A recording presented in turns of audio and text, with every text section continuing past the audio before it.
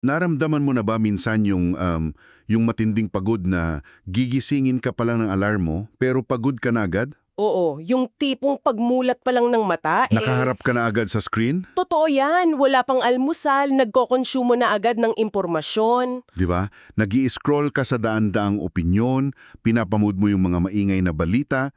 Lahat ng tao sa internet parang may sinasabi at may pinaglalaban. Nakikisabay tayo sa mga hot takes, sa mga trends. Tapos sa dulo ng araw, pakiramdam mo busog na busog yung utak mo. Pero parang walang naiwan. Walang nag-iwan ng tunal at malalim na epekto sa buhay mo. Ako nga pala ang inyong host at nandito tayo ngayon para sa isang malalimang pagsusuri. Hello sa inyo? Ako naman ang inyong expert fora at aaminin ko, nakakalunod talaga yung ganyang pakiramdam. May ilusyon kasi ngayon na dahil marami tayong alam o nakakasabay tayo sa usapan sa social media, lumalago na tayo. Parang automatic na yan sa isip natin eh. Tama. Pero kadalasan, kapag sinuri natin ng maigi, kabaliktaran yung nangyayari. Unti-unti lang tayong nauubos. At yan ang eksaktong problema na gusto nating pag-usapan sa ating deep dive ngayon. At linawin ko lang, hindi tayo nandito para bigyan ka ng isa na namang inspirational quote na ilalike mo lang tapos makakalimutan mo na bukas. Hindi ganun ang gagawin natin ngayon. Ang misyon natin ay himayin ang isang napakalinawing na mapa kung paano makatakas sa ingay na ito. Pag-uusapan natin yung mga konsepto mula sa isang napakagandang epilogue na pinamagatang The Light That Outlives the Platform na mula sa aklat na Called Out of Darkness to Light. At meron ding 4 na malalawak na appendices yan na puno ng mga practical na pagsasanay. Oo, at may isang partikular na imahe pa tayong ididiskurso mamaya na nagbibigay ng sagot kung paano tayo makakabuo ng isang buhay na mas matatag pa kaysa sa anumang digital na plataforma. Para makapagsimula tayong bumuo ng matibay na pundasyon, kailangan muna nating kilalanin kung ano talaga ang kalaban. Kasi madalas, maling kalaban yung pinaghahandaan natin eh. Paanong maling kalaban? Sinasabi kasi sa material na ito na ang pinakamalaking banta sa paglago mo hindi yung direktang pag-uusig, hindi yung may taong hahadlang sa paniniwala mo ng harapan. Ah, okay. Ang totoong banta ay yung pagkabaling ng atensyon o distraction. Okay, himayin natin ito. Kasi kapag iniisip natin yung mga banta sa ating paniniwala, madalas ang pumapasok sa isip natin ay yung mga malalaking krisis. Yung mga tipong may sisira sa reputasyon mo. Oo, ganon. Pero ang tinutukoy dito ay yung tinatawag na quiet delusion o yung tahimik na paglabnaw. Isipin mo, nabubuhay tayo sa isang kultura kung saan ang impluensya ay sinusukat sa dami ng clicks. At ang kredibilidad nakadepende sa dami ng followers. Taos pinalalala pa ito ng pag-usbong ng artificial intelligence. Ngayon, pwede ka nang gumawa ng libu-libong artikulo o video sa isang araw lang. Napakabilis ng produksyon. Umiikli yung atensyon natin, pero yung ingay, palakas ng palakas. Sobra. Parang kumakain ka ng junk food tuwing nag-i-scroll ka. Junk food? Paano mo nasabi? Kasi, di ba, nakakabusog siya pansamantala. Ang sarap sa feeling kasi may instant dopamine, pero wala namang nutrisyon. Totoo yan. Kumpara dun sa malalim ang pagbabago na parang isang masustansyang home-cooked meal. Kailangan ng oras, matinding paghahanda, pero bubuhayin ka talaga. Ang nakakabighani dito ay kung paano tahimik na binabago ng quiet delusion na to ang pamantayan natin ng katotohanan. Sa ganitong kultura kasi ng pasikatan, yung kredibilidad ng anumang komunidad, lalo na ang simbahan, hindi na nakasalalay sa ganda ng produksyon. Hindi na sa ilaw ng stage o sa husay mang marketing. Hindi na. Kasi sa dami ng peke sa internet ngayon, naghahanap yung mga tao ng tinatawag na embodied truth o yung katotohanang isinasabuhay. Ipinaliwanag ito ng maigi sa epilogue. Hindi naghahanap ang mundo ng mas maingay na tao. Ang hinahanap nila ay mga totoong tao. Eksakto. Dahil ang peking lalim o yung mababaw na karisma, hindi yan makakatiis sa bigat ng totoong problema. Alam mo, parang kang nagtatayo ng bahay sa ibabaw ng fault line eh. Kapag sa social media o sa trends ka nakaangkla, palaging gumagalaw yung lupa. Walang kasiguraduhan. Ngayon sikat yung ganitong opinyon, bukas, iba na naman. Kung doon mo itatayo yung pagkakakilanlan mo, guguho ka sa tuwing mag-iiba ang algorithm. Oo nga eh.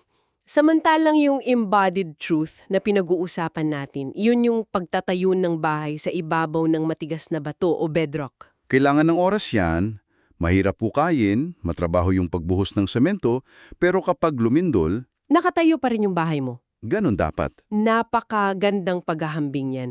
At dito papasok yung pangangailangan nating baguhin ang ating mga sukatan ng tagumpay.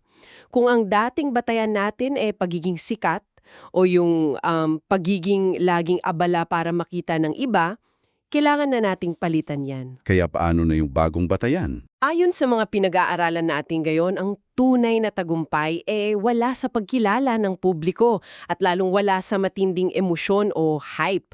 Nakaugat ito sa apat na hindi matitinag na katotohanan. Apat na katotohanan? Ano-ano yun? Una, yung katiyakan sa ebanghelyo.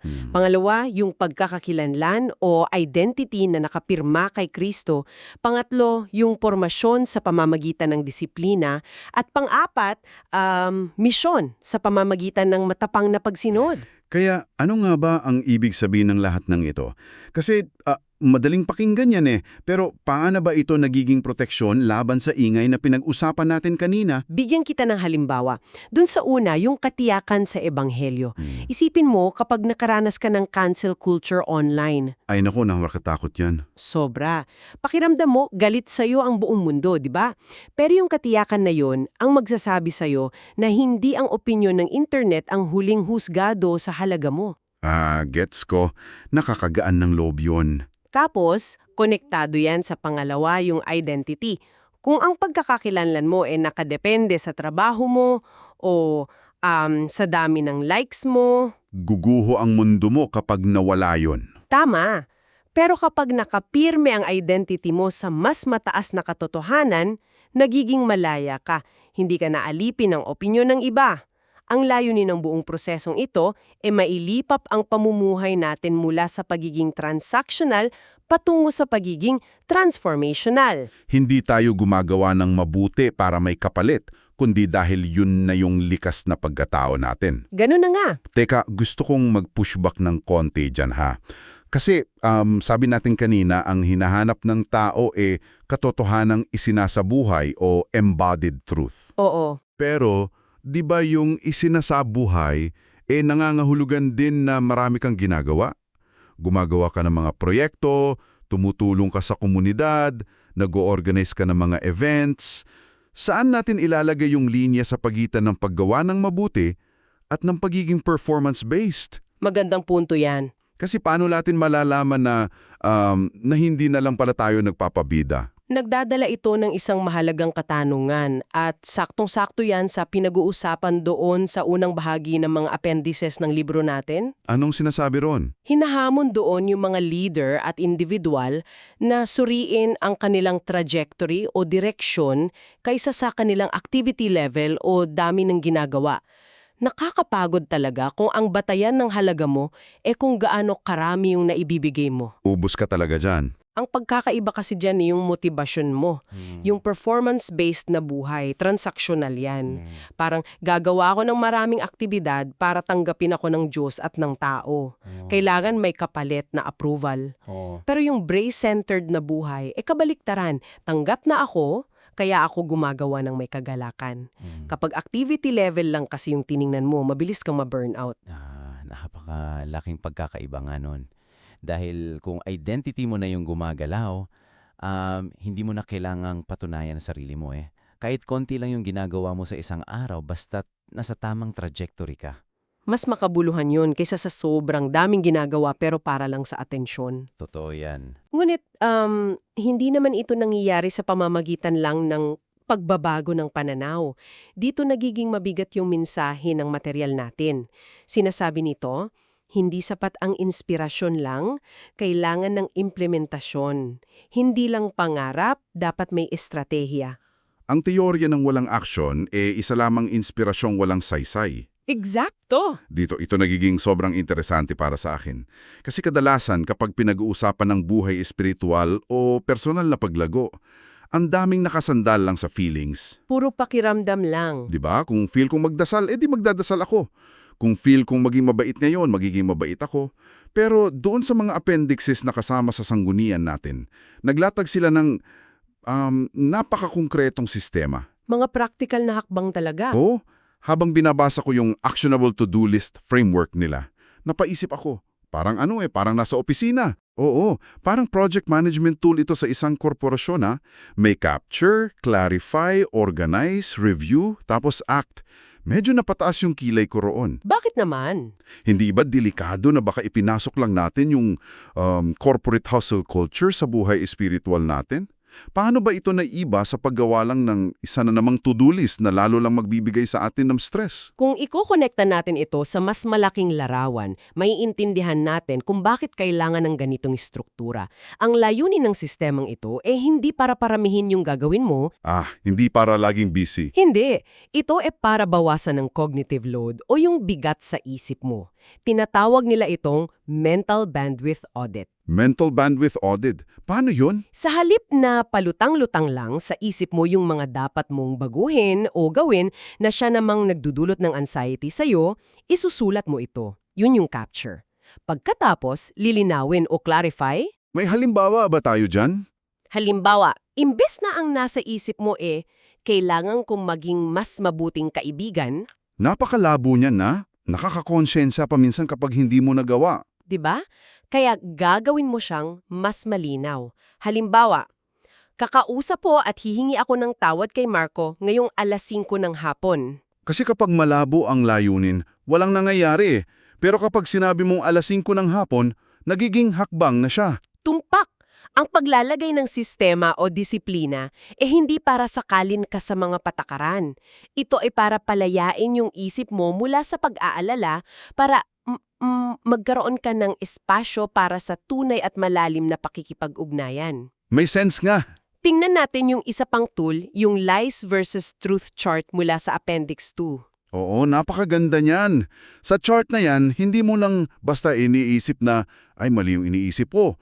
Aktibo mo siyang hinaharap Paano mo siya ilalarawan sa mga nakikinig? Halimbawa, may kasinungalingan sa isip mo na kailangan kong maging perpekto para mahalin. Isusulat mo talaga yan sa papel. Tapos doon sa kabilang kolom, isusulat mo yung katotohanan mula sa isang matibay na prinsipyo o sa Biblia. Katulad ng, Halimbawa, minamahal ako ng buo kahit na ako ay may kahinaan. At araw-araw mo itong babasahin hanggang sa mabago yung neural pathway sa utak mo. Hindi lang siya basta positive thinking pag-opera sa sarili mong pag-iisip. Tama, pag-opera talaga. At naroon din yung decision mapping o decision grid sa Appendix 3. Kapag nahaharap kasi tayo sa malaking desisyon, madalas tayo nagpapadala sa bugso ng damdamin o anxiety. Totoo yan. Kung anyong kutob, yun na agad. Ang grid na ito, nagbibigay siya ng kalmadong proseso. Susurin mo yung desisyon batay sa obyektibong katotohanan, titignan mo kung nakaayon ito sa misyon mo, tapos hihingi ka ng payo sa komunidad mo. Tinatanggal nito yung emosyon bilang Superman ng buhay mo, di ba? Inilalagay nito yung emosyon sa likod ng sasakyan bilang pasahero na lang. Ganun na nga.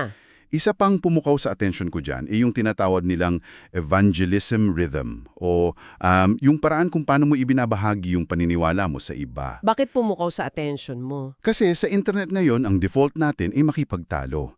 Kung may hindi sumasang-ayon sa atin, ika-call out natin, papahiya natin, o makikipag-debate tayo sa comment section, di ba? Palaging may away online Pero, dito sa material, nagpakilala sila ng isang napakagandang konsepto, ang paghanap sa person of peace. Oo. Ito'y isang napakagandang psychological at spiritual na konsepto. Sa halip na pilitin mong baguhin yung taong hindi naman handang makinig. Na umuubos ng enerhiya mo at madalas nauuwi sa away. Oo, Oo, tututok ka na lang doon sa person of peace. Ito yung taong bukas, may paggalang, at handang makipag-usap ng masinsinan. Ito'y tungkol sa pangangalaga ng enerhiya mo o energy conservation. Nakakapagod kasing ibangga yung ulo mo sa padere. Mas mainam na pumasok doon sa pintuang nakabukas na. Nagiging mapayapa yung pagbabahagi ng buhay at katotohanan. Pero alam mo, kahit na gaano kaganda yung sistema mo, kahit na araw-araw kang gumagawa ng decision grid o nakikipag-usap ka sa isang person of peace, ang totoo niya na mahirap pa rin. Hindi naman kasi nawawala yung hirap. 'Di ba? Sa sandaling subukan mong isabuhay ito sa labas ng bahay mo, sasampaling ka ng realidad. Babalik ka sa opisina, bubuksan mo yung social media mo at haharapin mo ulit yung kadiliman at ingay. Paano ka hindi susuko? Hindi naman initatago ng sanggunian natin ang katotohanan yan. Babalang nga nito, darating at darating ang paglaban. Anong klaseng paglaban? Makikipagkompetensya yung digital na ingay sa limitadong oras mo. Susubukin ng kultura at ng mga kaibigan mo yung bago mong pananaw. Babantaan ng sunod-sunod na trabaho yung disiplina mo at posibleng patahimikin ng takot yung lakas ng loob mo na tumayo sa katotohanan. Ang bibigat noon Ngunit may ibinigay na sinadyang pamamaraan o deliberate progression upang malampasan ito. Paano yung progression na yon? Nagsisimula ito sa alignment o pag-ayon sa tamang prinsipyo. Kapag naka-align ka, nagbubunga ito ng endurance o pagtitiis. Ang pagtitiis namumunga ng fruit o mabuting pag-uugali. At yung bunga na yan nauuwi sa multiplication o pagpaparami ng mabuting influensya. Alignment, tapos endurance, tapos fruit, tapos multiplication. Tama. At ang otoridad ng prosesong ito ay hindi lang isang bagong self-help fad ha. Nag-ugat ito sa sinaunang karunungan ng unang simbahan. Makikita natin ito sa mga teksto tulad ng Colossians 2 kung saan pinag-uusapan ng pagkakaugat ng malalim. At sa Ephesians 4 din, di ba? Na nagpapaliwanag na hindi ka lalago ng mag-isa, kundi kailangan mo ng community. Eksakto. Kailangan mo ng iba para lumago ka. Alam mo, para mas ma-imagine ng mga nakikinig natin kung ano talaga yung hitsura ng endurance at fruit na yan sa gitna ng kadiliman, kailangan nating pag-usapan yung litrato na kasama sa mga materialis natin. Yung litrato sa dulo ng teksto? Oo. Habang pinag-aaralan natin ito, nakita ko yung isang makapagpigil hiningang tanawin. Nakikita mo yung matutulis at matatayog na tuktok ng bundok. Sa likod ng bundok na yon, sumisikat yung napakaliwanag at nakakasilaw na araw. Nagkukulay kahil at ginto yung buong kalangitan. Ngunit kung titingnan mo sa ibaba, sa may paanan ng bundok at sa mga lambak, makikita mo yung makapal at mababang ulap. Yung hamog. Oo. Parang ramdam mo yung lamig at kadiliman sa bahaging yon. Tila ba may dalawang magkaibang mundo? Yung liwanag sa taas at yung kadiliman sa ibaba. Pero ang pinaka-nakakatuwa doon, yung nasa harapan mismo ng larawan, yung sa foreground. Merong mga matingkad na dilaw na bulaklak na tumutubo ng napakaganda. Sa gitna ng bato at hamog. Isipin mo yon. Napapaligiran sila ng matigas na bato, nababalot ng malamig na hamog na nanggagaling sa lambak, pero nakatayo sila ng tuwid. Bakit? Dahil nakaharap sila ng direkta sa liwanag ng araw na sumisikat sa likod ng bundok. Perpektong metapora ito para sa isang linya mula sa libro, "The darkness is real, but the light within you is stronger." Ang paglago pala ay natural at maganda kung palagi tayo nakalantad sa tamang liwanag. Kahit pa napakalamig ng paligid natin. Eksakto. Ang kadiliman, ang paglaban, yung mababaw na kultura, tulad ng hamog na yon, totoo silang lahat. Hindi natin sila itinatanggi o tinatakasan. Kasi nandun sila Ngunit, kapag ikaw ay nakaangkla sa liwanag, tulad ng mga bulaklak na yon na kumukuha ng enerhiya sa araw, kaya mong mamukadkad kahit sa pinakamahirap at pinakamalamig na kapaligiran. Ang ganda nun. Kaya gusto kong itanong ng direkta sa iyo na nakikinig sa amin ngayon. Ano ba ang nagiging reaksyon mo kapag nahaharap ka sa paglaban?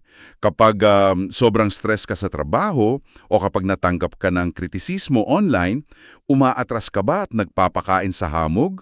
Bumabalik ka ba sa pag-scroll sa social media para pansamantalang makalimot? O ginagamit mo ba yung mga tools na pinag-usapan natin tulad ng matatag na komunidad, yung decision grid, at yung araw-araw na pakikipag-ugnayan sa pamamagitan ng panalangin at katahimikan upang patuloy na mamukadkad. At kung ikokonekta natin yan sa konsepto ng legacy o pamana, mauunawaan natin ang pinakamalaking pagkakaiba ng pananaw ng mundo at ng pananaw ng katotohanan. Ang tunay na pamana hindi tungkol sa paggawa ng sarili mong pangalan. Hindi yung sikat ka bago ka mamatay. Hindi. Ang pamana ay ang pakikibahagi mo sa mas malaking misyon. Ang mundo natin ngayon, nagbibigay ng pabuya sa visibility o yung pagiging palaging nakikita.